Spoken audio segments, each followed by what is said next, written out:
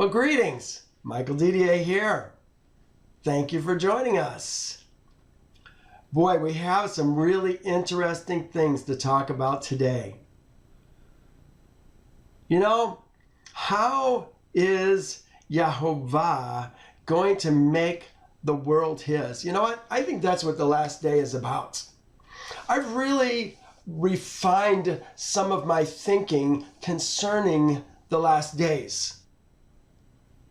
I used to think that it was all about, and probably it was the New Testament. So much of the New Testament gets corrupted into our thinking, and we try to bring it into the Torah and the prophets, but it's just not there.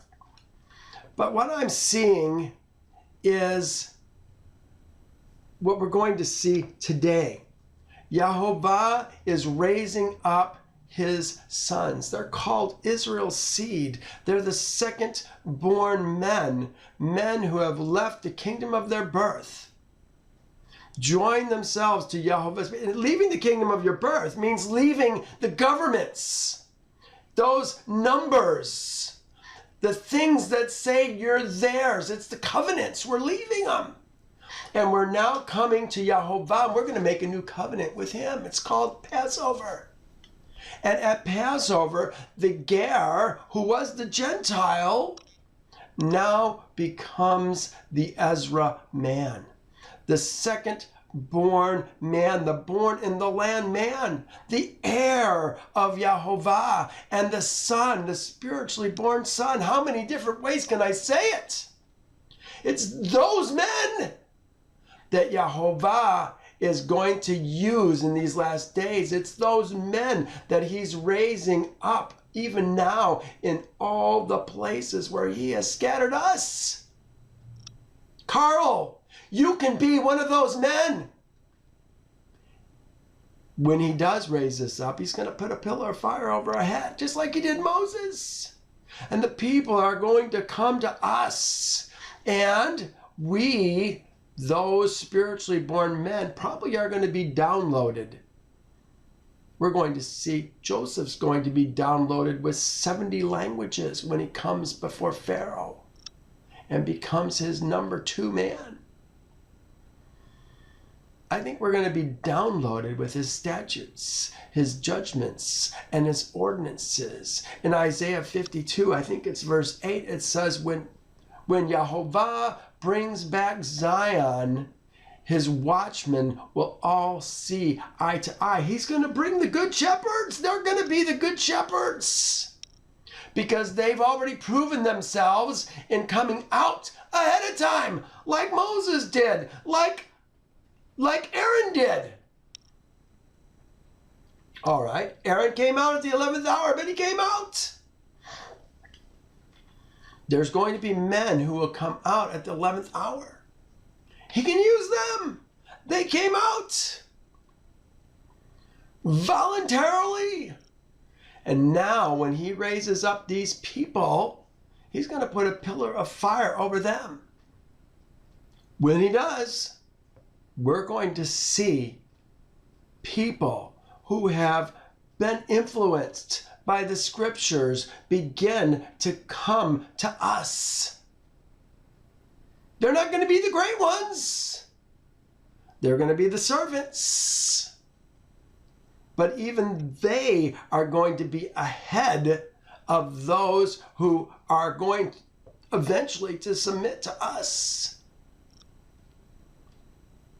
Well, we're going to see today that Canaan is going to attack us, the sons of Canaan, mainly Amari.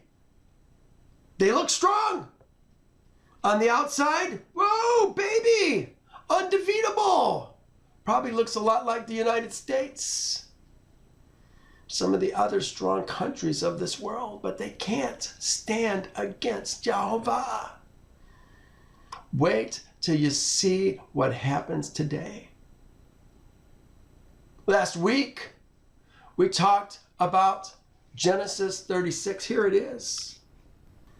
We talked about Esau. I wrote a paper this week because I skipped it in the class. The abominations that goes on between Adva, Aholivamah, Basmith, who actually is Adva. So he said, Adva bore Eliphaz. To Esau, Basmith bore Rauel. But they're both the same person. They don't even talk about Judith, his first wife, took her at 40.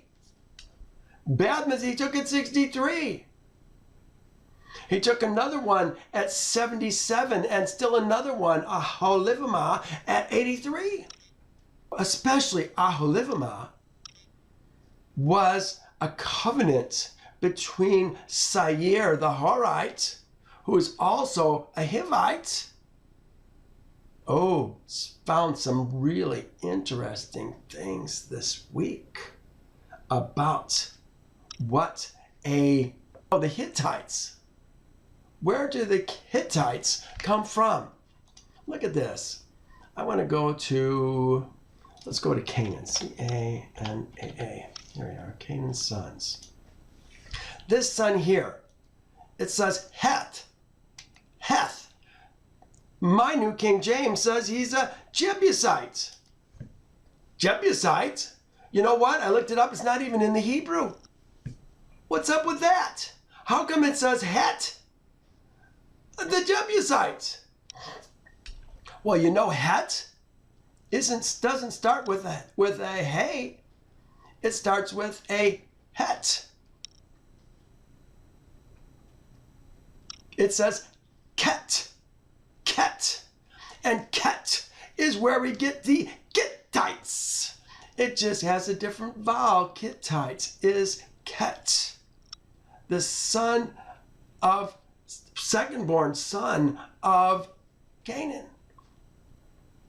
Oh, it took me a long time to figure out where the Hittites come from.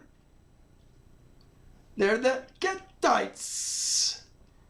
It's just hard to see it. And then we get the pollution of this Jebusite being thrown in here, and it just totally throws us off. Today we're going to fight the Amorites, who come from this man, Amari, the third-born son of Canaan.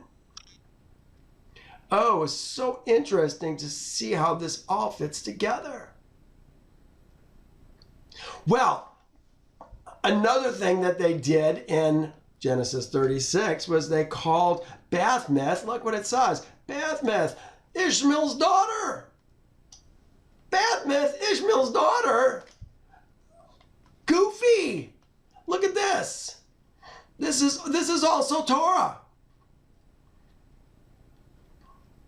It says, also Esau saw the daughters of Canaan did not please his father Isaac. So Esau went to Ishmael and took Machlat, the daughter of Ishmael. So what is it going on here? Is Basmith the daughter of Ishmael, or is Machlat the daughter of Ishmael? Goofy. Goofy. Yasher says it's Machlat, the daughter of Ishmael, that he took as his woman. Well, we went through all of Genesis 36. We saw lots and lots of corruption in it. I think the corruption is there because we just weren't careful about codifying Esau's seed. He's the wicked brother. Who cares about Esau? We saw that Eliphaz was his firstborn son, came from a concubine. And Eliphaz's firstborn son was this man right here, Amalek. That's where the Amalekites come from. We later saw the sons Seir. Here they are right here, the sons of Seir. He's called the Horite. Horite seems to be another name for Gittite, the sons of Heth, which is it just gets so confusing because of the transliteration from Hebrew to English, it's hard to see these things and it gets very confusing. Kit, tight. The het wants to be translated many times as an English H. That's why Mahalat right here. It's actually Makalat is her name. So even the tav can be a th or a t sound. Makalat. We saw here Zibian. In some places he's spelled Z-E-B, some places he's spelled Z-I-B. So we got to get past all this stuff to be able to see how all these names relate together. And it's so much easier when we go to the Torah. Well, the last thing we talked about was who the kings of Edom were going to be. Kings of Edom. You know, when Yehovah said, it was actually many years after this. The Esau's sons, they started taking kings for themselves from other nations right away. In fact, they made it a law that you can't have a king come from the brethren. In direct conflict to what Yehovah says. You can only have a king come from the brethren. Who are the brethren? The spiritually born sons, the Ezra men, the born in the land men, the heirs of righteousness. Oh, we confuse all this then with our own doctrines and traditions. And we make it about, oh, well, he's got to be a U.S. citizen in order to do it. Oh, please, U.S. citizen, we're talking about a corporation. We're not talking about a people. We're lost. We're so lost, and we don't know it. Well, Yehovah is going to sort it all out real fast. And he's going to start it today with these Amorites. Let's get started with our story today. I want to just, again, give you a brief outlook of where we were last week. Do you remember we left off last week right here? Let me go to, here it is, right here. We had just gone to Shechem. Remember, after the battle, we had 10,000 men come to us after Simeon and Levi destroyed the city of Shechem. 10,000 people came to us, men people, with weapons of war, coming to destroy us. And Jacob prayed, and Isaac prayed. They prayed that the council of the Amorite kings, there was 7 of them, would be corrupted. And they considered what happened to Abraham, what happened to all the times he got thrown into the furnace. He fought the 800,000 men when Esau came to Jacob with 400 men to destroy him. They said, we saw with our own eye the deliverance. They left that day. And Jacob and his sons went to Isaac, and they stayed with Isaac for 5 years. Then, after 5 years, they came back to Shechem, to live in Shechem. Good grazing area. He had bought the land. It's his land. Remember, he bought it from Hamor. But when they showed up again in Shechem, the people's fear rose up, and their pride. The 7 kings with at least 10,000 men came to them again. And they're going to do battle today. Oh, wait till you see what happens.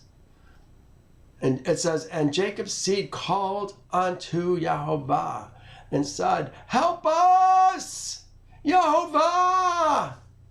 Help us and answer us, for we trust in thee.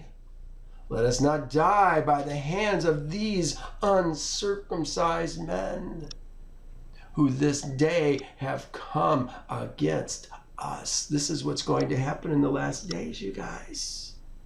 Yehovah's going to raise up his men.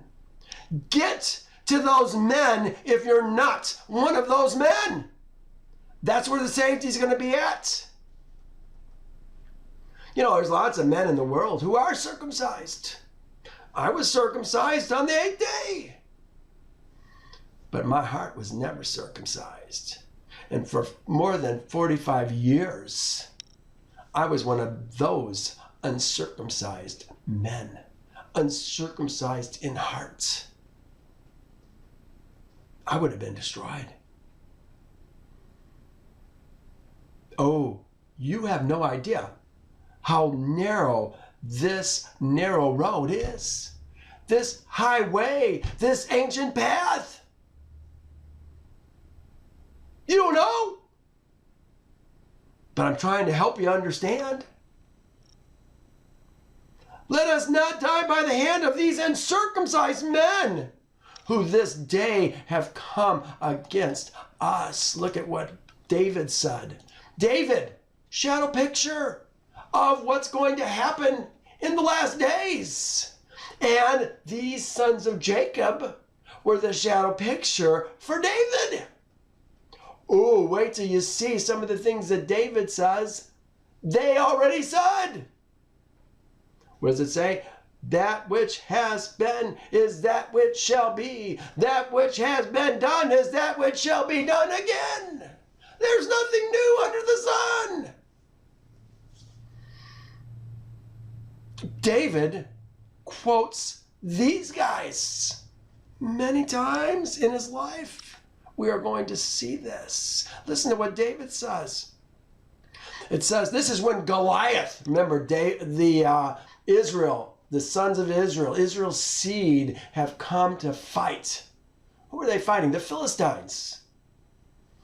And Goliath, this hulking man, a giant, comes against Israel and taunts Israel. David says two things, 26 and 36, that I wanted to show you. Then David spoke to the men who stood by him, saying, what shall be done to the man who kills the Philistine and takes away the reproach of Israel? For who is this uncircumcised Philistine that he should defy the armies of the living Elohim? Verse 36, he says, your servant has killed, talking to Yehovah now, your servant has killed both the lion and bear. And this uncircumcised Philistine will be like one of them, seeing he has defied the armies of the living Elohim. Elohim, lawmaker and judge. There's lots of lawmakers and judges in the world, but we're going to leave them and serve the living Elohim.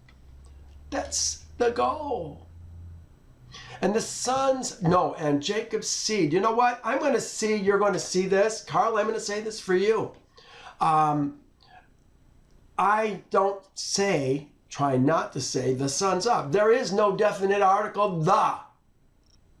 It's Jacob's seed. We're always talking about men, not ladies. And Jacob's seed girt on their weapons of war. How old are they? We saw it last week. They're like 13 to 20, 14 to 20. I don't even think they're 20. They might be 13 to 18, 13 to 19. They're teenagers. Here they are. And Jacob's seed girt on their weapons of war. And they took in their hands each man his shield and his javelin. And they approached to battle. What are they fighting? We saw it last week. 10 sons, not even the whole 12 sons. Remember that Joseph, Jacob's keeping him safe. And Ben was just born 5 years ago. He's only 5 years old. A young whippersnapper. And they're coming against 10,000 men. Actually, 10,000 men are coming against them. What happens? Look what happens. And Judah, Jacob's seed, ran first before his brethren and 10 of his servants. Oh yeah, I didn't tell you there's 103 servants, 102 servants that are going with them right now. So 10 sons, 102 servants. We got 112 men plus Jacob, 113 men fighting to begin with 10,000 men armed for war. Listen to how they're armed. Here's Judah. This Jacob's seed ran first before his brethren and 10 of his servants with him. And he went toward these kings. Aha! 1 man, 10 servants going towards 10,000.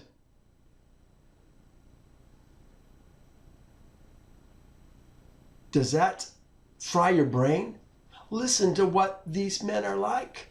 And Yashub, king of Tapnach, also came forth first with his army before Judah. And Judah saw Yashub and his army coming towards him. Remember, he's one of the 7 kings. 10,000 men with all 3 kings. Here's Jashub coming towards him, and Judah's wrath was kindled, and his anger burned within him, and he approached to battle in which Judah ventured his life. And Yasher and all his army were advancing toward Judah, and he was riding upon a very strong and powerful horse. Maybe it's going to be tanks in the last days. Who knows? And Jashub was a very valiant man, covered with iron and brass from head to foot. And whilst he was upon the horse, here's a man coming at you on a horse, covered with armor. How do you defeat a man like this? And whilst he was upon his horse, he shot arrows with both hands, from before and behind. He can shoot right-handed. He can shoot left-handed. He can shoot ahead. He can shoot behind on his horse. And yet, look what it says. And was his manner in all battles. And he never missed the place to which he aimed his arrows. A mighty man. And when Jashub came to fight with Judah and was darting many arrows against Judah, Yehovah bound the hand of Jashub, and all the arrows that he shot rebounded upon his own men. You can't fight the armies of the living Elohim. They think they can right now. It's going to take 7 days for them to realize that this is a futile act and is only going to result in their destruction. And notwithstanding this, Jashub kept advancing toward Judah to challenge him with the arrows. But the distance between them was about 30 cubits. 30 cubits, we're looking at 45 feet. And when Judah saw Jashub darting forth his arrows against him, he ran to him with wrath, excited might. You know what? We're going to see today, every time the more angry the sons get, the stronger they get. And Judah took up a large stone from the ground. It says it weighed 60 shekels. Doesn't sound like a large stone, but everybody seems to be pretty impressed by the fact that he can pick it up. And Judah ran toward Jashub, and with the stone struck him on his shield, that Jashub was stunned with the blow. and fell from his horse to the ground. And the shield burst asunder out of the hand of Jashub, and through the force of the blow sprang to a distance of 15 cubits. 15 cubits. 15, you got 1.5. So we're looking at about 22.5 feet. And the shield fell before the second camp. And the kings that came with Jashub saw at a distance the strength of Judah. They were impressed. He picked this up. He knocked the guy off his horse. The son of Jacob. What he had done to Jashub. And they were terribly afraid of Judah. Here's 10,000 men afraid of one man and 10 servants. And they assembled near Jashub's camp, seeing his confusion, and Judah drew his sword and smote 42 men out of the camp of Jashub. And the whole of Jashub's camp fled before Judah, and no man stood against him. And they left Jashub and fled from him, and Jashub was still prostrate on the ground. And Jashub, seeing that all the men of his camp had fled from him, can you imagine? You're the king of Tabnach, the most valiant man in town. You've just been knocked off your horse, and 42 of your men who were following you into battle were killed. Like striking gourds, we're going to see many times today.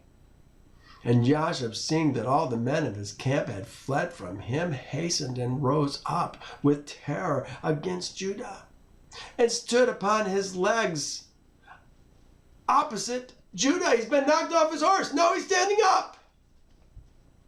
And Jashub had a single combat with Judah, one-on-one, mano-a-mano, placing shield toward shield. And Jashub's men all fled, for they were greatly afraid of Judah. And Jashub took his spear in his hand to strike Judah upon his head, but Judah had quickly placed his shield to his head against Jashub's spear. Man, these must have been strong spears or weak shields. So that the shield of Judah received the blow from Jashub's spear, and the shield was split in two. They spelled two wrong. God. Kindred spirits. I'm a terrible speller. And when Judah saw that his shield was split, he hastily drew his sword and smote Jashub at the ankles and cut off his feet. Oh, I hate it when that happens. So hard to fight. Yeah, no feet. And Judah hastily picked up Jashub's spear, with which he severed his head and cast it next to his feet. Let's keep all the parts together, I guess. And when Jacob's seed saw what Judah had done to Jashub, they all ran into the ranks of the other kings. And Jacob's seed fought with the army of Jashub and the armies of all the kings that were there. And Jacob's seed caused, oh, look what it was, 15. Caused 15,000 of their men to fall. And they smote them as if smiting at gourds. And the rest fled for their lives. You know, we've been trained to be afraid of the Army, the Navy, the Air Force. But we've never learned the fear of Elohim, have we? We don't know what Yehovah is capable of. But these men, they know their Elohim. Remember, they all the ancient fathers. Canaan, Enoch, Methuselah, Noah, Shem, Eber. They all taught men to know Yehovah and his ways. These sons of Israel know Yehovah, and they know his ways. They know the power. And you know, you think about it. Here's Judah. Remember, Judah is the third born son. He's like 15 years old right now. Not the youngest, but he's about the middle of the kids, the sons. And here he is going to battle, leading his family, his brothers, into battle. What an amazing thing this is. Who is going to lead us into battle? Father, use me as your example. I want people to see what you can do for us in these last days. And Judah was still standing by the body of Jashub and stripped Jashub of the coat of mail. And Judah also took off the iron and the brass that was about Jashub. And behold, 9 men of the captains of Jashub came along to fight against Judah. And Judah hastened and took up a stone from the ground, and with it smote one of them upon his head, and his skull was fractured. And the body also fell from the horse to the ground. Oh man, now we got 10 men on horses coming at Judah. And the 8 captains that remained, seeing the strength of Judah, were greatly afraid, and they fled. And Judah with 10 men pursued them. And he overtook them, and he slew them. Look what David says. Oh, I'm going to read this chapter to you if I have time today. We'll see if I can. It may be your homework for this week. Here's what I wanted you to see. It says, he teaches my hands to make war, so that my arms can bend a bow of bronze. You have also given me a shield of your salvation. Your gentleness has made me great. You enlarged my path under me, so my feet did not slip. I have pursued my enemies and destroyed them. Neither did I turn back again till they were destroyed. This is what we're going to do. This is what we were supposed to do in Canaan. But we just didn't have men in Canaan that were fully Yehovah's men. They were better than their fathers. But now Yehovah in these last days is raising up men. Really, from the old dead bones. My bones were really dry bones. Yehovah brought those bones back together. And at Passover, he breathed the breath of life into me, and I became his son about 8 or 9 years ago. I don't even know how many Passovers I've had since then. A bunch. And Jacob's seed were still smiting the armies of the kings. And they slew many of them, but those kings daringly kept their stand with their captains. It did not retreat from their place. And they exclaimed against those of their armies that fled from before Jacob's seed. But none would listen to them, for they were afraid for their lives, lest they should die. And all Jacob's seed, after having smitten the armies of the kings, returned and came before Judah. And Judah was still slaying the 8 captains of Jashub and stripping off their garments. And Levi saw Elon, king of Gaash, advancing toward him with his 14 captains to smite him. But Levi did not know it for certain. And Elon with his captains approached nearer, and Levi looked back and saw the battle was given to him in the rear. They're trying to sneak up on him. And Levi ran with 12 of his servants, and they went and slew Elon and his captains with the edge of the sword. Levi, third-born son. Remember, it goes Reuben, Simeon, Levi, Judah. Third-born son. And Issachar, king of Shelah, came up to assist Elon. And he approached Jacob when Jacob drew his bow that was in his hand, and with an arrow struck Issachar, which caused his death. The kings are being destroyed. Isn't it interesting? Judah killed the one king.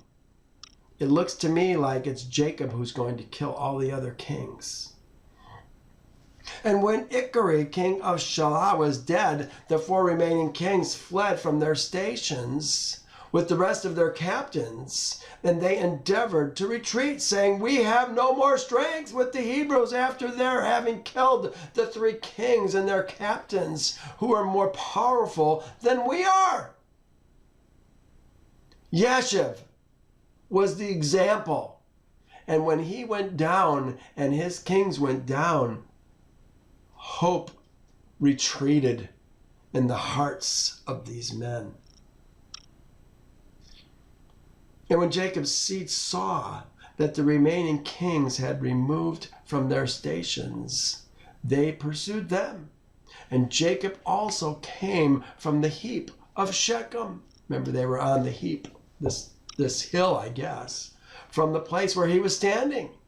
And they went after the kings, and they approached them with their servants. And the kings and their captains with the rest of their armies, seeing that Jacob's seed approached them, were afraid for their lives, and they fled till they reached the city Chazar.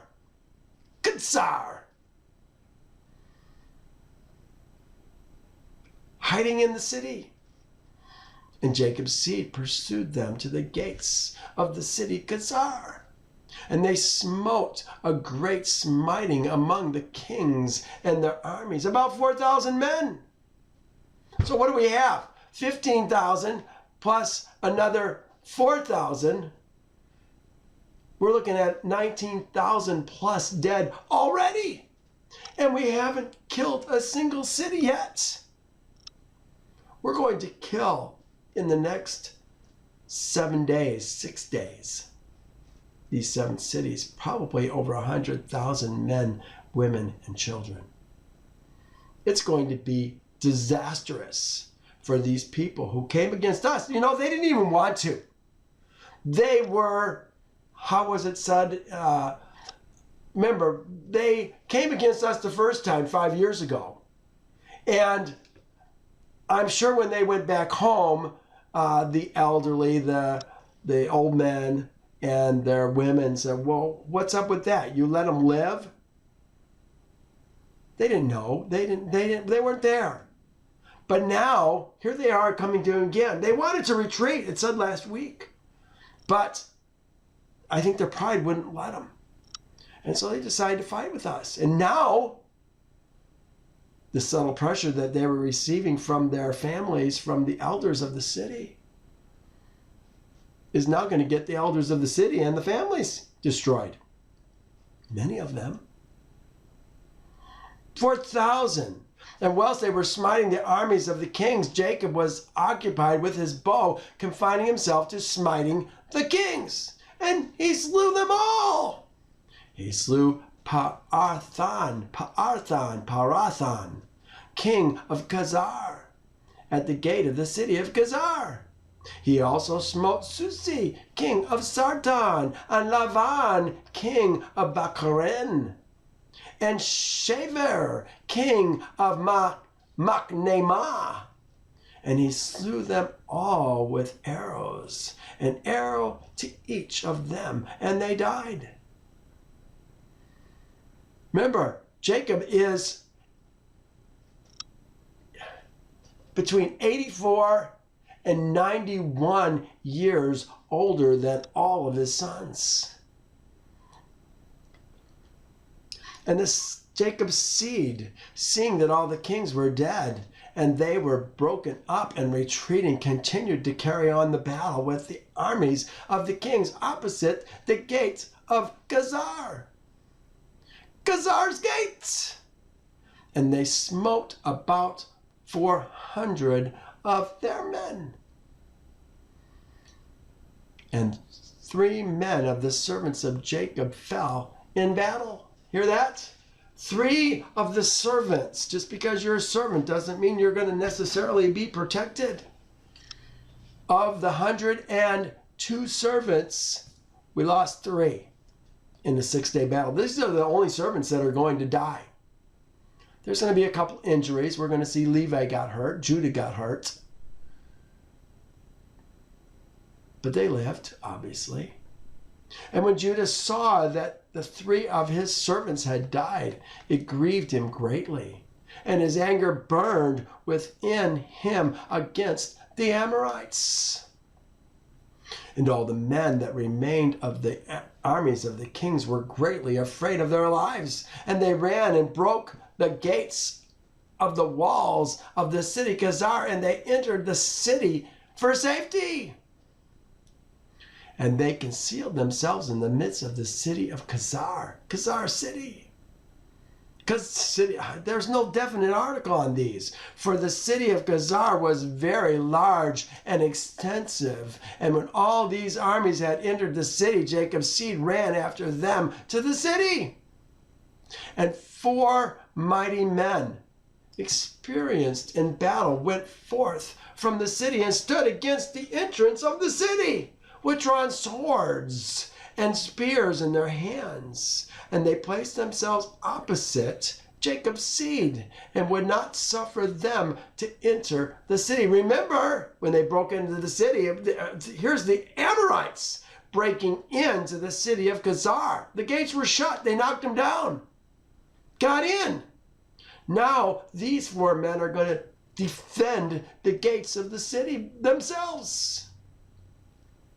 It says Naphtali. Who's Naphtali? Second born of Bilhah. He could be 15 or 16 years old. Ran and came between them, and with his sword smote 2 of them, cut off their heads at one stroke. One swipe, 2 heads gone. And he turned to the other 2, and behold, they had fled. And he pursued them, overtook them, smote them, and slew them. And Jacob's seed came into the city and saw, and behold, there was another wall to the city. And they sought for the gate of the wall and could not find it. Couldn't find it. We don't need a gate. And Judah sprang up the top of the wall. Look at this. For by you I can run against a troop. By my Elohim I can leap over a wall. By my God I will leap over a wall. This is, again, here's Psalms quoting what David said in his prayer of thanks to Yehovah in 2 Samuel 22. That's the one I want to read to you later if I get time. Here's Joel. Look what it says. Joel, this is the last days. These are the 144,000-ish guys, the servants of Elohim, the banners that Yehovah is raising up in the wilderness. The servants, the good servants who are going to feed his people. It says, with a noise like chariots over mountaintops, they leap. Like the noise of flaming fire that devours the stubble. You ever seen a forest fire? Like the strong people set in battle array. Before them people writhe in pain. All faces are drained of color. They run like mighty men. They climb the wall like men of war. Everyone marches in formation. They do not break ranks. They do not push one another. Everyone marches in his own column. Though they lunge between the weapons, they are not cut down. They run to and fro in the city. They run on the wall. They climb into the houses. They enter at the windows like a thief. This is what is going on right here. They sprang to the top of the wall. And Simeon and Levi followed him. Ooh, I love how the brothers tend to work in pairs. We'll see this many times today. Simeon and Levi, they are kindred spirit. The second born of Leah and the third born of Leah. Judah is the fourth born of Leah. And they all three descended from the wall into the city. So first they jumped to the top of the wall. The walls are made so you can't jump them. But these guys jump. They're like Superman. What does he say? Able to leap strong buildings leap strong buildings in a single bound. I forget exactly what it is. But this is what they can do. These are like supermen. Can't be killed. And Simeon and Levi slew all the men who ran for safety into the city, and also the inhabitants of the city with their women and little ones. They slew with the edge of the sword. And the cries of the city ascended to heaven. Not to Elohim, the heaven. The Shamim is the sky. The heavens is what we're talking about. Now here's Dan and Naphtali. Who are they? Two sons of Bilhah. Bilhah has two sons, Dan and Naphtali. And Dan and Naphtali sprang upon the wall to see what caused the noise of lamentation, for Jacob's seed felt anxious about their brothers. And they heard the inhabitants of the city speaking with weeping and supplication, saying, "Take all that we possess in the city and go away. Only do not put us to death." And when Judah, Simeon, and Levi had ceased smiting the inhabitants of the city, they ascended the wall and called to Dan and Naphtali, who were upon the wall, and the rest of their brothers. And Simeon and Levi informed them of the entrance of the city. And all Jacob's seed came to fetch the spoil. Ooh, we're going to be getting the spoil. This is the wealth of the wicked that's being laid up for the righteous. Remember, the wealth of the wicked came into our hands in Egypt, just before we left Egypt, didn't they? Well, it's going to come into our hands again. Yehovah is going to create. I was talking to somebody this morning, and they were saying, what a wicked world we live in. Something's got to be done. Well, you know what? Something's going to be done. And it's going to be exactly what's going on right here. It's going to happen again. Yehovah is going to raise up his men. And they're going to come against us. And when they come against us, I got a hunch. I'd have to tell you about what the last days are going to be like and the sequence of events for that. But they're going to come against us. It's going to be at a Passover. They're going to try to prevent us from birthing more Ezra men. And when they come against us, Yehovah is going to shake the earth, just exactly like he did last week, just before this battle. He shook the earth because he was angry. And Jacob's seed took the spoil of the city, Chazar. Chazar is going to be the first city that is destroyed. They took the flocks, herds, flocks, sheep and goats, Zeon, the herds, the cattle, and the property. Okay, flesh property is called booty. Spoil is all the intangible stuff. That's the difference between booty and spoil in what we're talking about here and what we're talking about in Yasher, or here in Yasher, and what we talk about in Torah. When we fought the Amalekites, we took booty. Most of the booty was sheep and goats, cattle, and virgins.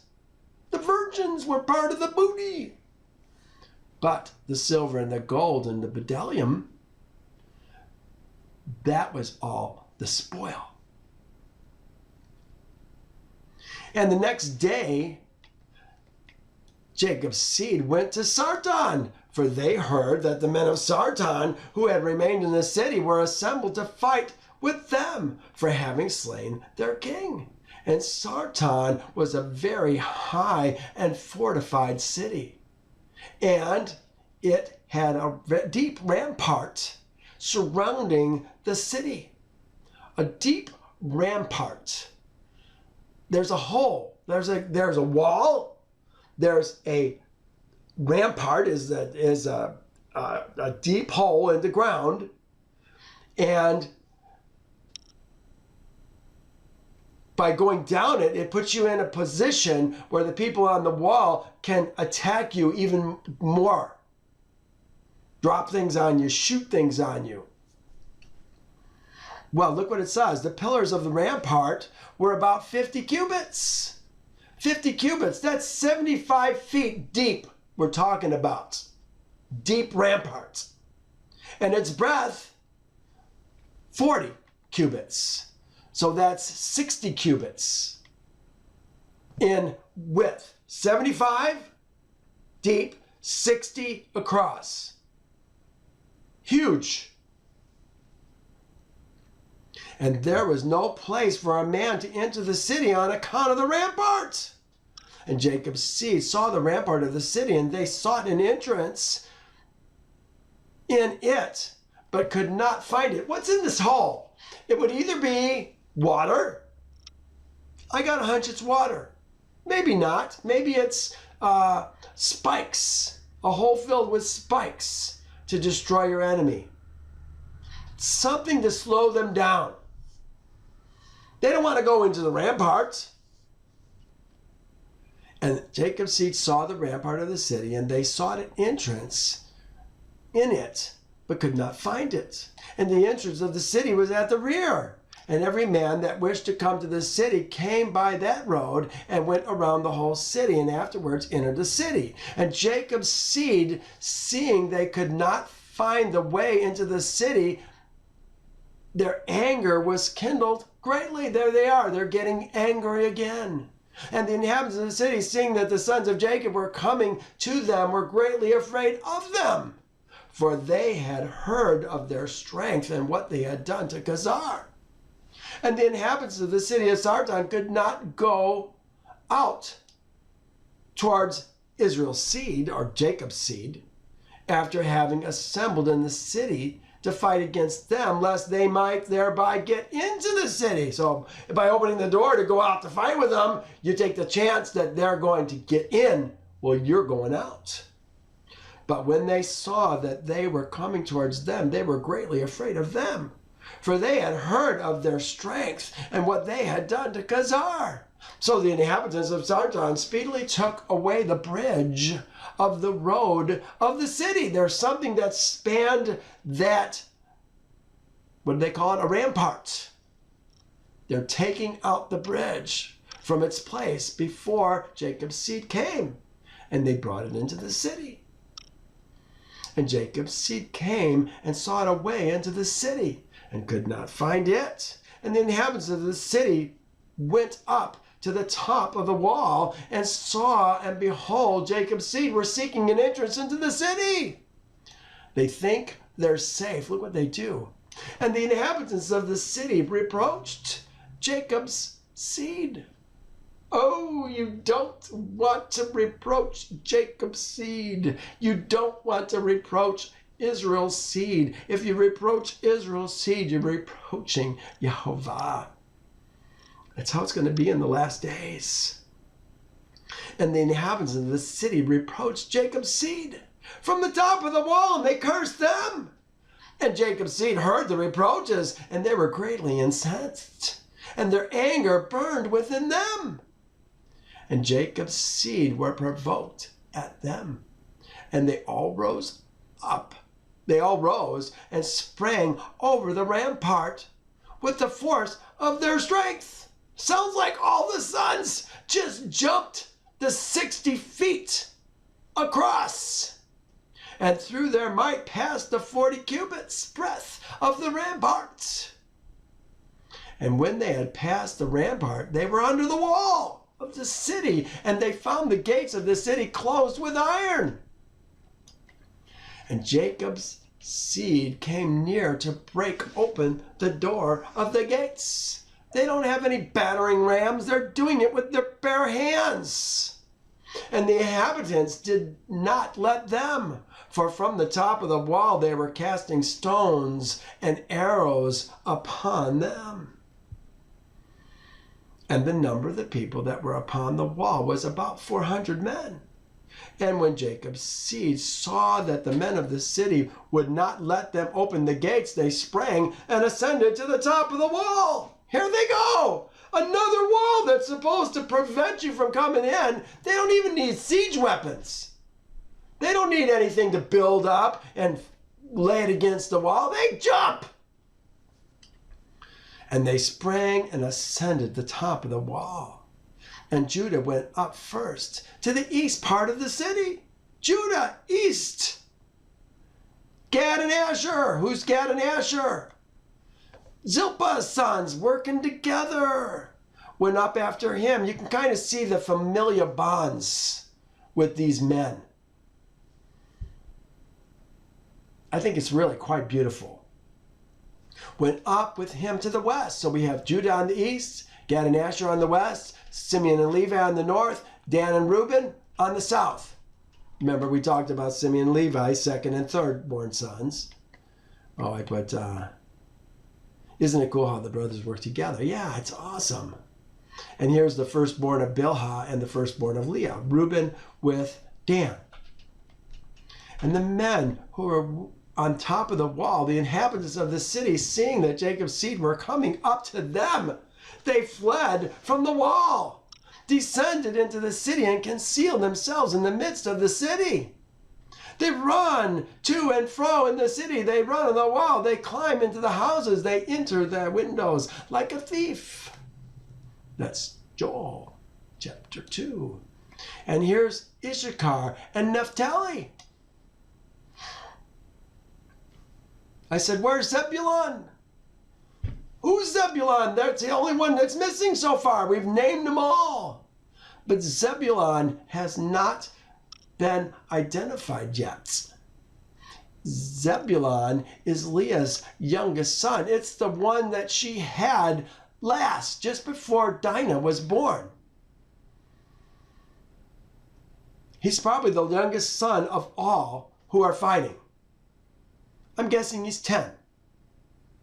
Remember, Joseph is not fighting, and Ben is back at home.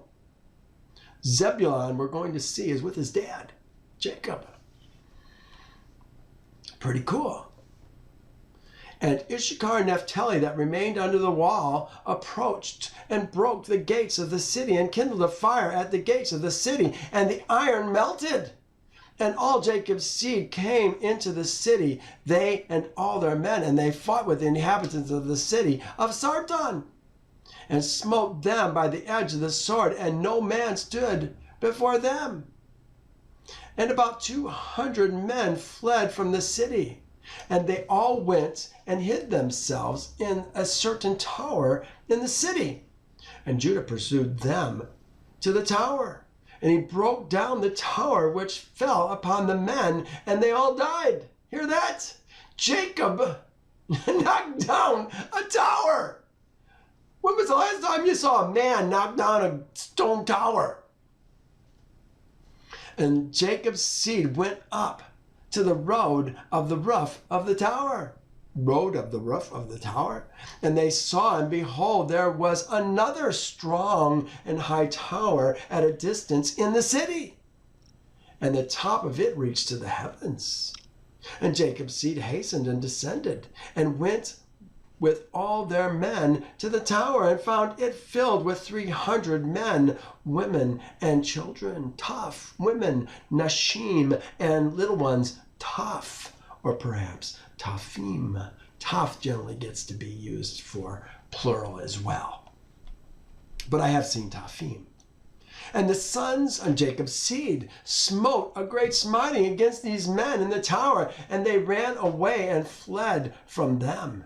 And Simeon and Levi pursued them. When 12 mighty and valiant men came to them from the place where they had concealed themselves. And these 12 men maintained a strong battle against Simeon and Levi. And Simeon and Levi could not prevail over them. And those valiant men broke the shields of Simeon and Levi, and one of them struck at Levi's head with his sword. And when Levi hastily placed his hand to his head, for he was afraid of the sword, and the sword struck Levi's hand, and it wanted but a little to the hand of Levi being cut off. Almost lost his hand.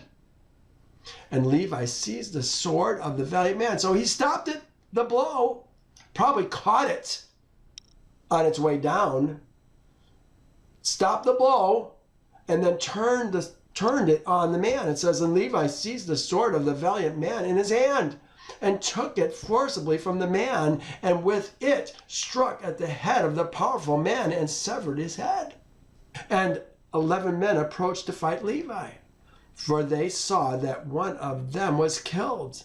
And Jacob's seed fought, but Jacob's seed could not prevail over them. Remember, it's just 2 of the seed right now.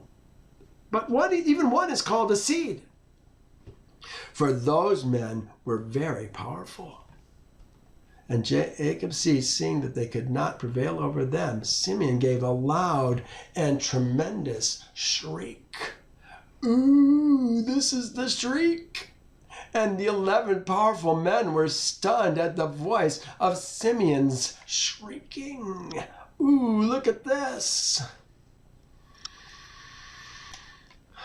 My goodness. You will lift up a banner to the nations from afar. This is Isaiah 5.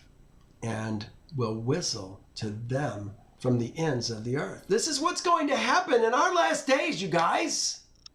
Lift up a banner. That's going to be a pillar of fire that's going to be over us for the whole world to see. Surely they shall come with speed swiftly. No one will be weary or stumble among them. Why? Because those who wait upon Yehovah shall renew their strength. What does it say? They shall run and not be weary. They shall walk and not faint. No one will slumber or sleep, nor will the belt on their loins be loosed, nor the strap of their sandals be broken, whose arrows are sharp and their bows bent. Their horses' hooves will seem like flint, and their wheels like a whirlwind. Listen to this. Their roaring will be like a lion. They will roar like young lions. Yes, they will roar and lay hold of the prey.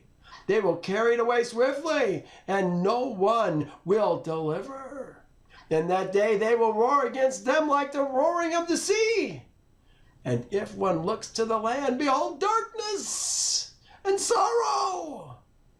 And the light is darkened by the clouds. Why is the light darkened by the clouds? Because Yehovah is going to come in the clouds. This is when the earth is going to shake. The sun is going to go dark. The moon red. The heavens, the stars in the heavens, it says, will diminish. Islands will fall into the sea. Oh, wait till you see what it does to the cities. This is going to be the start of the tribulation for us. Really, for them? No, we're going to be kept safe. Yahweh's going to feed us. We don't have to worry about what we eat. Where will we work? No, Yahweh's going to provide for us. Mark of the beast? I'm sure. No, we're not going to have a mark of the beast. No, we left that beast long ago. Here's Numbers 24. This is Balaam talking about what Israel's going to be like in the last days. Look what he says. Elohim brings him out of Egypt. He has strength like a wild ox. That's how strong he is. Tear down walls. He shall consume the nations, his enemies. How? Like grass. Licks them up, it says in Numbers later on. He shall break their bones, pierce them with arrows. He bows down, he lies down like a lion, and as a lion, who shall rouse him? Do you want to rouse a lion? That's what they're going to do. That's what they did here in Canaan. And wait till you see what happens. Blesses he who blesses you, and curses he who curses you. Set up a standard toward Zion. This is Jeremiah 4, 6 and 7. Take refuge. Do not delay, for I will bring disaster from the north and great destruction. The lion has come up from his thickets. Oh man, and the destroyer of nations is on his way. You know, right now, as a son of Elohim, I'm in a thicket. I'm hidden away. They don't know where I'm at because I don't have their numbers. You know, the best they can give to me is get to my mailbox. But even my mailbox doesn't tell me them where I'm at. I'm in a thicket, hidden away. But Yehovah they're going to rouse the lion. The lion has come up from his thicket, and the destroyer of nations is on his way. He has gone forth from his place to make your land desolate. Your cities will be laid waste without inhabitants. Is this what we're talking about today in Yasher? What has been will be done again. And Jacob's seed, seeing that they could not prevail over them, Simeon gave a loud and tremendous shriek. And the 11 powerful men were stunned at the voice of Simeon shrieking. And remember, this is a battle that's going on. Levi's almost got his hand cut off. But they're having a hard time with these guys. And Judah at a distance knew the voice of Simeon shouting. And Naphtali and Judah ran from the shield to Simeon and Levi. Okay, Judah fourthborn. Simeon and Levi, second and thirdborn. These are all sons of Leah. They know one another. They know they're shouting. And found them fighting with those powerful men, unable to prevail over them, as their shields were broken. And Naphtali saw that the shields of Simeon and Levi were broken, and he took 2 shields from his servants and brought them to Simeon and Levi. And Simeon and Levi and Judah on that day fought all 3 against the 11 mighty men until the time of sunset. How long did they fight? They must have been getting exhausted. But they could not prevail over them. And this was told to Jacob, and he was sorely grieved. And he prayed unto Yehovah, and he and Naphtali, his son, went against these mighty men. And Jacob approached and drew his bow and came nigh unto the mighty men and slew 3 of their men with the bow. So there's 3 out of 11. We got, 8 left. And the remaining 8 turned back. And behold, the war waged against them on the front and the rear. And they were greatly afraid of their lives, and they could not stand before Jacob's seed, and they fled from before them. And in their flight, they met Dan and Yasher coming towards them. Everybody showed up when the shriek went out. And they suddenly fell upon them and fought with them and slew 2 of them. Now we're down to 6. And Judah and his brothers pursued them and smote the remainder of them and slew them. Oh, I think it's interesting. Smote them and slew them. And Jacob's seed returned and walked about the city, searching if they could find any man. And they found about 20 young men in a cave in the city. And Gad and Asher smote them. Dan and Naphtali lighted up the rest of the men who fled and escaped. from the second tower. Apparently they set the tower aflame, and they smote them. And Jacob's seed smote all the inhabitants of the city of Sarton. But the women and the little ones they left in the city and did not slay them. Isn't that interesting? They slayed the inhabitants, the women and the children of the first city, but not the second. And all the inhabitants of the city of Sarton were powerful men. One of them could pursue 1,000, and 2 of them would not flee from 10,000 of the rest of men. Well, this was the second city that now has been destroyed. And the sons of Jacob slew all the inhabitants of the city of Sarton. All the inhabitants. What are they talking about? The men inhabitants, apparently. With the edge of the sword, that no man stood against them. And they left the women in the city. And Jacob's seed took all the spoil of the city. Spoil! What are we talking about? Let's find out. And captured what they desired. They took the flocks and the herds and the property of the city. There it is again. What do we say? The booty and the spoil. The booty is the living things. Sometimes it's virgins. Sometimes it's young sons and daughters. Well, they're probably virgins too, I suppose.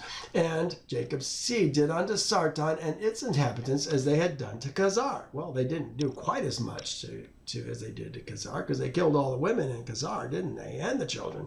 And they turned and went away. Now they're taking some booty. And when Jacob's seed went from the city of Sarton, they had gone about 200 cubits. 200 cubits. 300 feet, 100 yards, when they met the inhabitants of Tapnach coming towards them. For they went out to fight with them because they had smitten the king of Tapnach and his men. Remember, that's why Sarton started fighting with us, because Jacob had killed their king. So all that remained in the city of Tapnach came to fight with Jacob's seed. And they thought to retake from them the booty and the spoil which they had captured at Chazar and Sarton. They wanted back. And the rest of the men of Tapnach fought with Jacob's seed in that place. And Jacob's seed smote them, and they fled before them, and they pursued them to the city of Arvelon. And they fell before Jacob's seed. And Jacob's seed returned and came to Tapnach to take away the spoil of Tapnach. And when they came to Tapnach, they heard the people of Arvelon had gone out to meet them to save the spoil of their brethren. When did they kill the city of Tapnach? And Jacob's seed left 10 of their men in Tapnach to plunder the city. Apparently that was not a city that was very well defended at all. It's like there wasn't even hardly a battle there. And they went out towards the people of Arvelon. And the men of Arvelon went out with their women to fight with Jacob's seed, for their women were experienced in battle. And they went out with 400 men and women. You know, this is what's happening in Israel right now, isn't it? We got women fighting in what's supposed to be Yehovah's army. Pfft, what a joke. Yehovah doesn't have any women fighting in his army. If a man is unclean, remember we talked about having an occurrence in the night, a wet dream, that he's got to get out of the camp because Yehovah can't dwell in the camp if it's unclean. So here we have these women in Israel fighting in the army in their menses, the time of the month, unclean, and you think Yehovah's going to fight with them? Pfft, you guys, we have learned lies. Ridiculous. Here's men and women of Arvelon, Nashim, who are going to fight with their men. It says, for their Nashim were experienced in battle, and they went out about 400 men and women. And all Jacob's seed shouted with a loud voice. And they all ran towards the inhabitants of Arvelon with a great and tremendous voice. Can you imagine if one was yelling before and it scared everyone? Here's all of Israel's seed shouting with a loud voice. And the inhabitants of Arvalan heard the noise of the shouting of Jacob's seed. And they're roaring, look at what it says, like the noise of lions and like the roaring of the sea and its waves. That's what we just read about.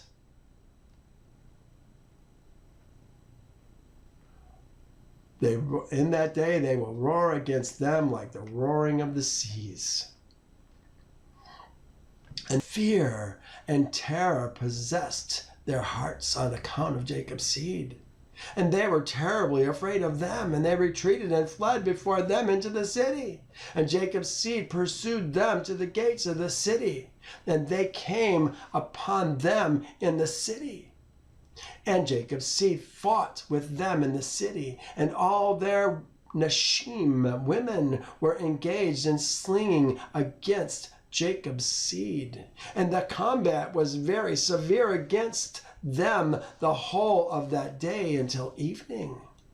And Jacob's seed could not prevail over them, and Jacob's seed had almost perished in that battle.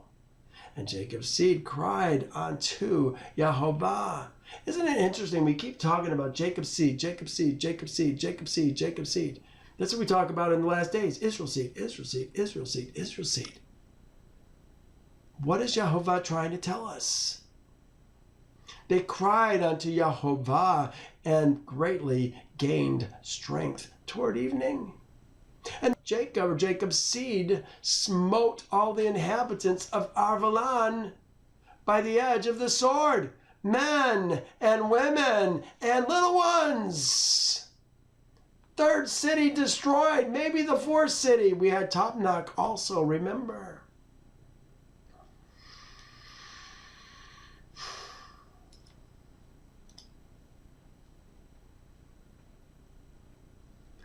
Oh, here's Tapnach right here.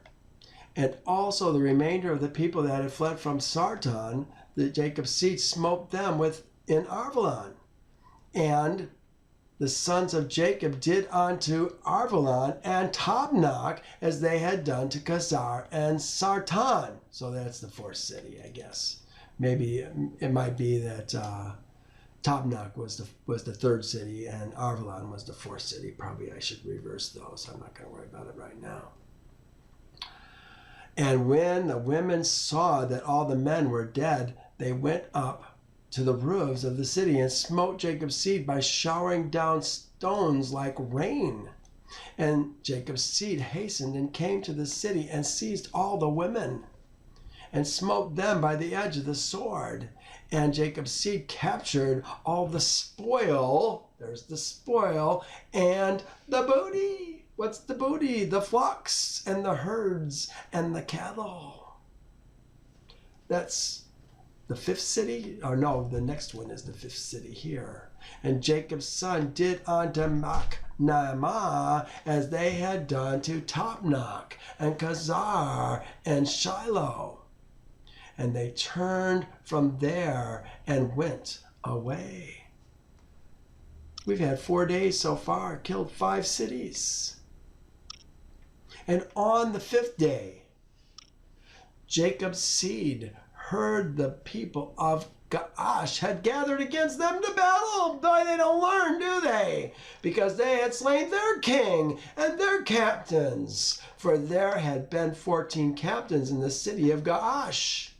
And Jacob's seed had slain them all in the first battle. And Jacob's seed that day girt on their weapons of war. They were going on, what is this, the 5th day? On the 5th day, this is the start of the 5th day. And Jacob's seed that day girt on their weapons of war. They hardly got any sleep, I bet.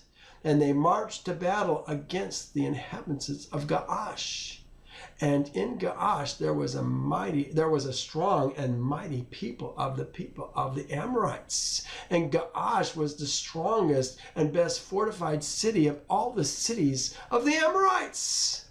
It had 3 walls, each progressively bigger. And Jacob's seed came to Gaash, and they found the gates of the city locked, and about 500 men standing at the top of the outermost wall, and the people numerous as the sand upon the sea, were in ambush for Jacob's seed from without the city at the rear thereof. So now we've got 500 men on the wall defending the city, but now we also have people numerous as the sand of the sea who are in the woods coming from behind on us. And Jacob's seed approached to open the gates of the city. Whilst they were drawing nigh, behold, those who were in ambush at the rear of the city came forth from their place and surrounded Jacob's seed. And Jacob's seed was enclosed between the people of Gaash, and the battle was both to their front and rear. And all the men that were upon the wall were casting from the wall upon them arrows and stones. And Judah, seeing the men of Gaash were getting too heavy for them, gave a most piercing and tremendous shriek. And all the men of Gaash were terrified at the voice of Judah's cry. And men fell from the wall at his powerful shriek. And all those who were from without and within the city were greatly afraid of their lives. Hear that? A shriek, a mighty roar. This is what we're going to have in the last days. And these men begin to cower. And all those that were from without and within the city were greatly afraid for their lives. And Jacob's seed came nigh to break the doors of the city when the men of Gaash threw stones and arrows upon them from the top of the wall and made them flee from the gates. And Jacob's seed returned against the men of Gaash, who were with them from without the city, and they smote them terribly, as striking against gourds. This is the people innumerable. And they could not stand against Jacob's seed, for fright and terror had seized them from the shriek of Judah. And Jacob's seed slew all the men who were without the city. It was all men, it wasn't women. And Jacob's seed drew nigh to effect an entrance into the city, and to fight unto the city's walls, but they could not, for the inhabitants of Gaash who remained in the city had surrounded the walls of Gaash in every direction, so that Jacob's seed were unable to approach the city to fight with them. What's going to happen? And Jacob's seed came nigh to one corner to fight under the wall. The inhabitants of Gaash threw arrows and stones upon them like showers of rain, and they fled from under the wall. And the people of Gaash who were upon the wall, seeing that Jacob's seed did not prevail over them from under the wall, reproached Jacob's seed in these words. Man, they're going to do it to us in the last day. They're going to think they're getting a hold of us. They're going to get excited. They're going to reproach us. And all it's going to do is anger us and anger Yehovah. And it's going to come after them. Reproached Jacob's seed in these words, saying, "What is the matter with you in the battle that you cannot prevail against us? Can you then do unto the mighty city of Gaash and its inhabitants as you did to the cities of the Amorites that were not so powerful? Surely to those weak ones among us you did those things, and slew them at the entrance of their city. For they had no strength when they were terrified at the sound of your shouting." You know, it reminds me of a New Testament verse that says, "The gates of hell will not prevail against you." This is what we're talking about. Gates don't prevail. They don't come against us. We come against them. And that's exactly what we're doing here, isn't it? The gates that they're trusting in, The gates that they're extolling because they're keeping them safe isn't going to work, because the gates of hell are not going to prevail against us. The gates of the Belial, that's probably the word that they're using. They translate it as hell, but it's Belial. The Belial is the wicked people. It's the wicked people's gates. The gates of Belial. The Belial's gates are not going to prevail against us. We're going to take them down. Let's see what happens. And the inhabitants of Gaash greatly reproached Jacob's seed and reviled them with their gods, and continued to cast arrows and stones upon them from the walls. And Judah and his brothers heard the words of the inhabitants of Gaash, and their anger was greatly roused. Again, don't rouse the lion! And Judah was jealous of his Elohim in this matter. And he called out and said, "Oh, Yehovah, help! Send help to us and our brothers." And he ran at a distance with all his might, with his sword in his hand, and he sprang from the earth, and by dint of his strength mounted the wall. And his sword fell from his hand. You hear that? He jumped to the top of their wall. And Judah shouted upon the wall. There it is, that voice again. And all the men that were upon the wall were terrified. And some of them fell from the wall into the city and died. And those who were yet upon the wall, when they saw Judah's strength, they were greatly afraid and fled for their lives into the city for safety. And some were emboldened to fight with Judah upon the wall. And they came nigh to slay him, when they saw there was no sword in Judah's hand. And they thought of casting him from the wall to his brothers.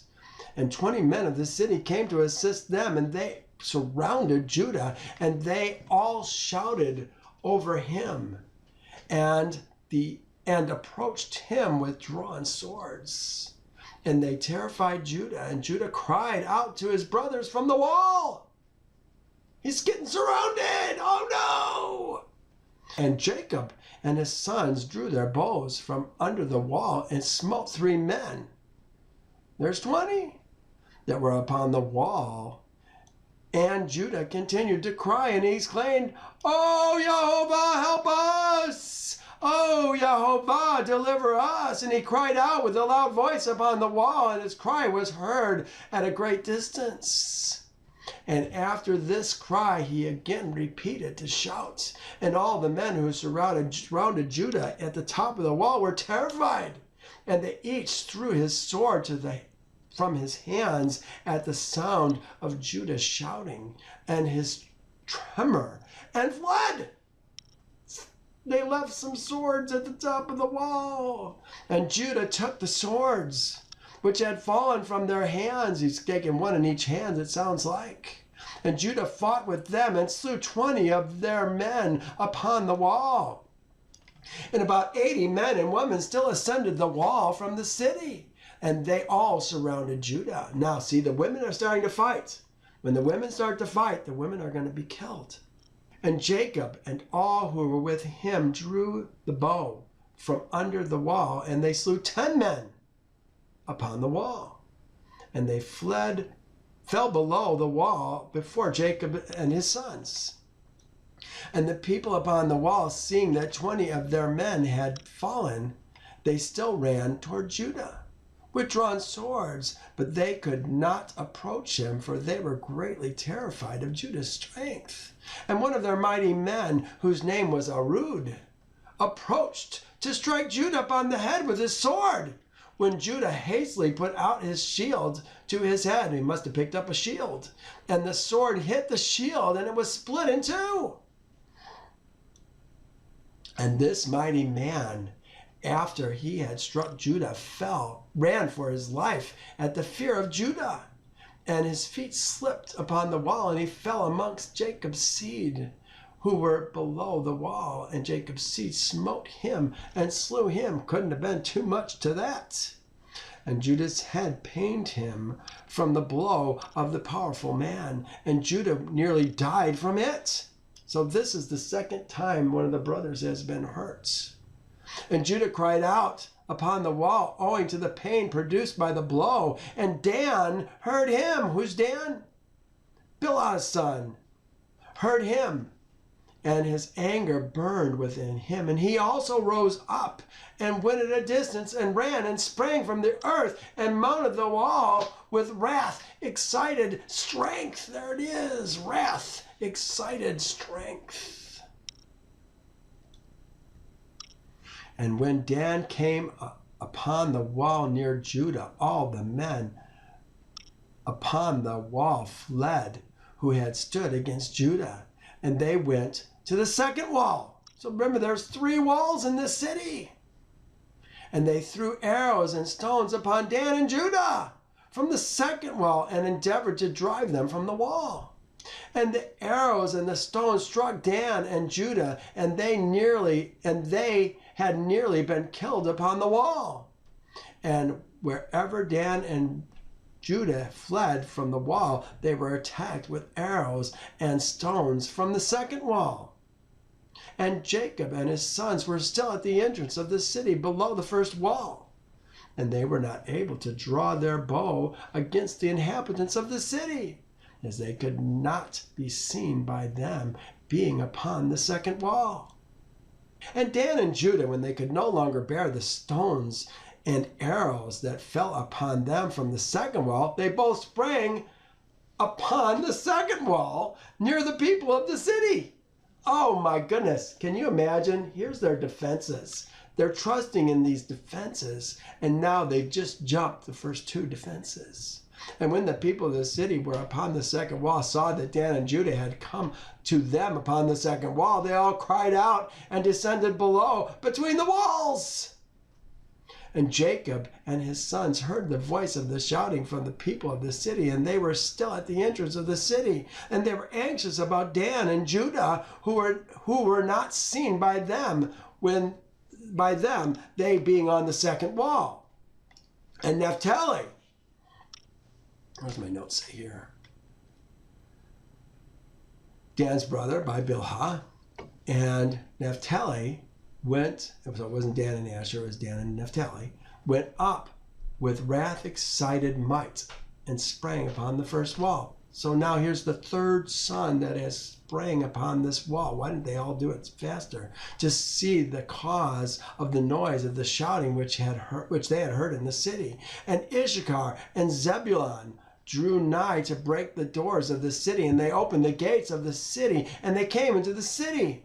And Naphtali leaped upon the first wall to the second. So he's now joining, Dan and Judah, and came to assist his brothers. And the inhabitants of Gaash, who were upon the wall, seeing that Naphtali was the 3rd who had come up to assist his brother, they all fled and descended in the city. And Jacob and all his sons and all their young men came into the city to them.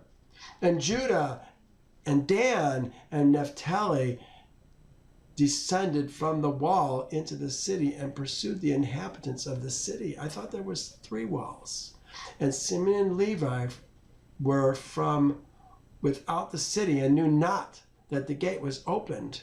And they went up from there to the wall and came to their brothers into the city. Sounds like they jumped that wall as well. Did they?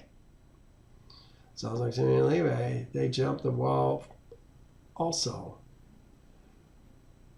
Yeah, remember, Levi is hurt still, but he's still jumping walls. These are tenacious guys. And the inhabitants of the city had all descended into the city, and Jacob's seed came to them in different directions, and the battle waged against them from the front and the rear. And Jacob's seed smote them terribly. Look at this. And slew about 20,000 of them, men and women. Not one of them could stand against Jacob's seed. Oh man, what are we talking? 60, 70, 80,000 who have been killed now? Huge numbers. And the blood flowed plentifully in the city, and it was like a brook of water. The blood flowed like a brook into the outer part of the city and reached the desert of Beth-Corin. Beth-Corin, the house of Corin, it looks to me like it says. And the people of Beth-Corin saw at a distance the blood flowing from the city Gaash. And about 70 men from among them ran to see the blood. And they came to the place where the blood was. And they followed the track of the blood and came to the wall of the city of Gaash. And they saw the blood issue from the city, and they heard the voice of crying from the inhabitants of the Gaash, for it ascended unto the heavens. And the blood was continuing to flow abundantly like a brook of water. And all Jacob's seed were still smiting the inhabitants of Gaash, and were engaged in slaying them till evening, about 20,000 men and women. And the people of Corinth said, surely this is the work of the Hebrews, for they are still carrying on war in all the cities of the Amorites. And those people hastened and ran to Beth-Corin, and each took his weapon of war, and they cried out to the inhabitants of Beth-Corin, who also girt on their weapons of war to go and fight with Jacob's seed. And when Jacob's seed had done smiting the inhabitants of Gaash, they walked about the city to strip all the slain. And coming in the innermost part of the city, and farther on, they met 3 very powerful men. Then there was no sword in their hand. Well, what are they doing? And the sons of Jacob came up to the place where they were. And the powerful men ran away, and one of them had taken Zebulun. Remember, Zebulun is the youngest.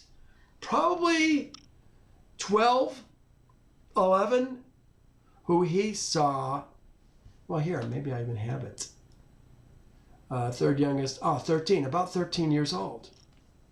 Who he saw was a young lad of short stature, so he's shorter also, and with his might dashed him to the ground. Now they're messing with their youngest brother. Oh, that is just not going to go very well, is it?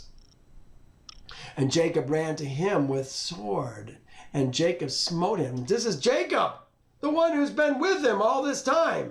And Jacob ran to him with a sword, and Jacob smote him below his loins with the sword and cut him in two. And his body fell upon Zebulun. Zebulun must have been a mess.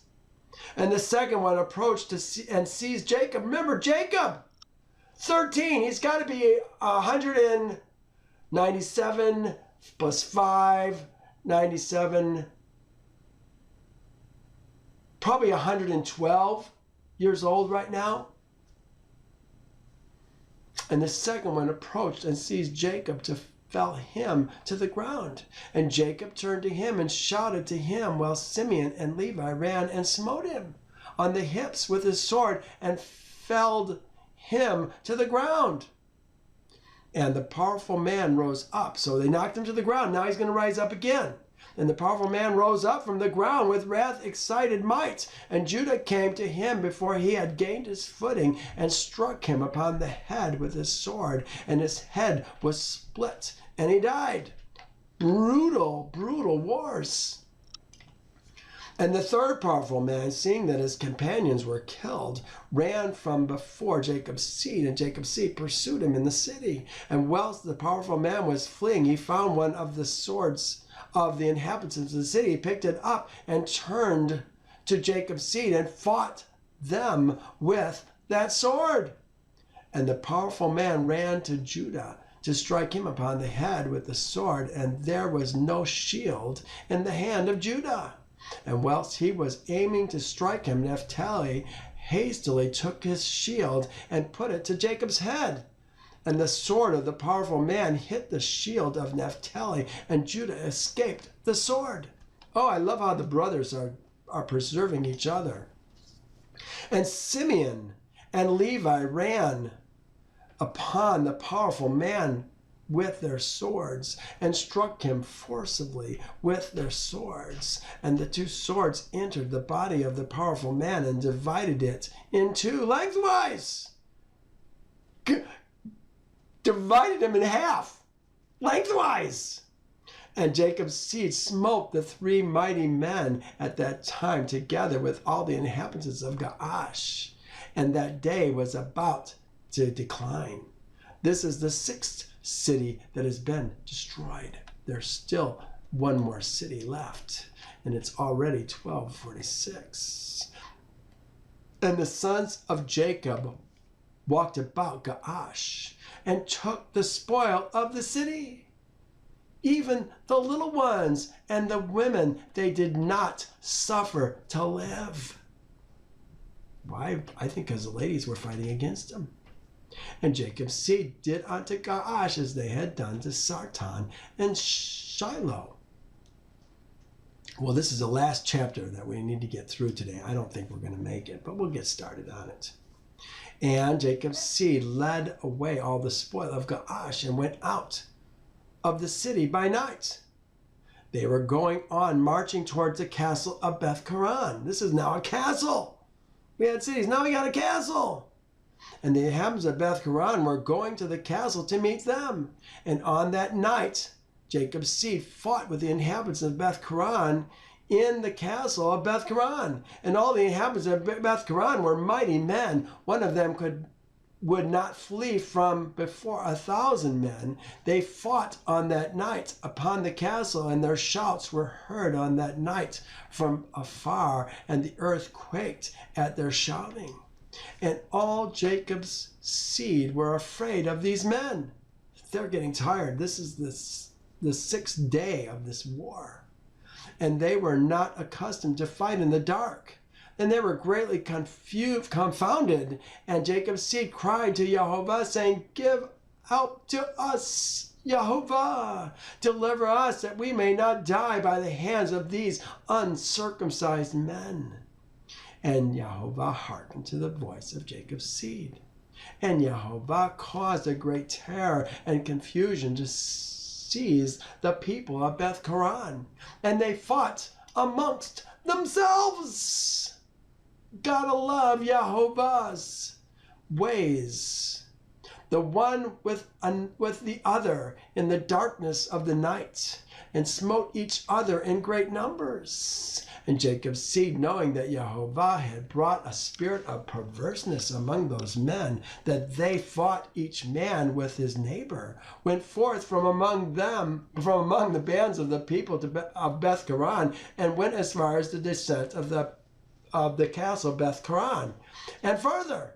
And they tarried there securely with their young men on that night. They got a good night's sleep while the people are fighting one another. And the people of Beth-Karan fought the whole night, one man with his brother, and the other with his neighbor. And they cried out in every direction upon the castle, and their cry was heard at a distance. And the whole earth shook at their voice, for they were powerful above all the people of the earth. It's like these cities got progressively harder to beat, didn't they? And all the inhabitants of the cities of the Canaanites, the Hittites, those are the sons of Ket. Remember we were talking about the Ketites. The Amorites, the sons of Amari. The Hivites, the sons of Hivi, all sons of Canaan, and the kings of Canaan. And also those who were on the other side of the Jordan heard the voice of the shouting on that night. And they said, Surely these are the battles of the Hebrews, who are fighting against the 7 cities who came nigh unto them.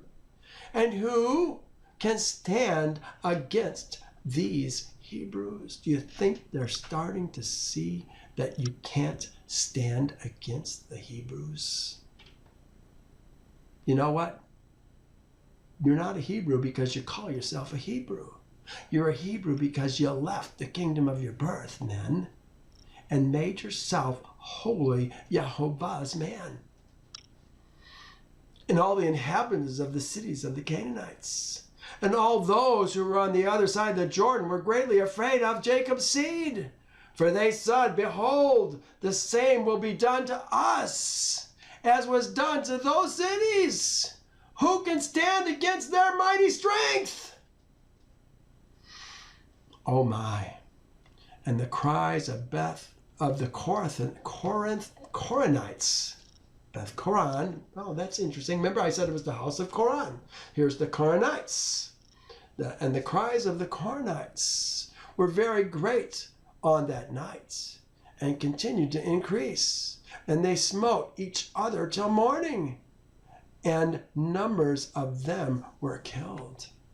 And the morning appeared, and all Jacob's seed rose up at daybreak, and went up to the castle, and they smote those who remained of the Korathites in a terrible manner. And they were all killed in the castle. How is Levi doing? Did Yehovah heal Levi? I mean, here's a man almost got his hand cut off. In the natural, that's not gonna cut it. It's gonna take him out of the battle, but he's still fighting, isn't he? Does Yehovah heal us? And the sixth day appeared. Oh, geez, this is just the sixth day. That was the fifth day and the fifth night. Here's the sixth day. Appeared, and all the inhabitants of Canaan saw at a distance. And the sixth day appeared, and all the inhabitants of Canaan saw at a distance all the people of Beth Koran lying dead in the castle of Beth Koran, and strewed about as carcasses of lambs and goats. This is what they're seeing.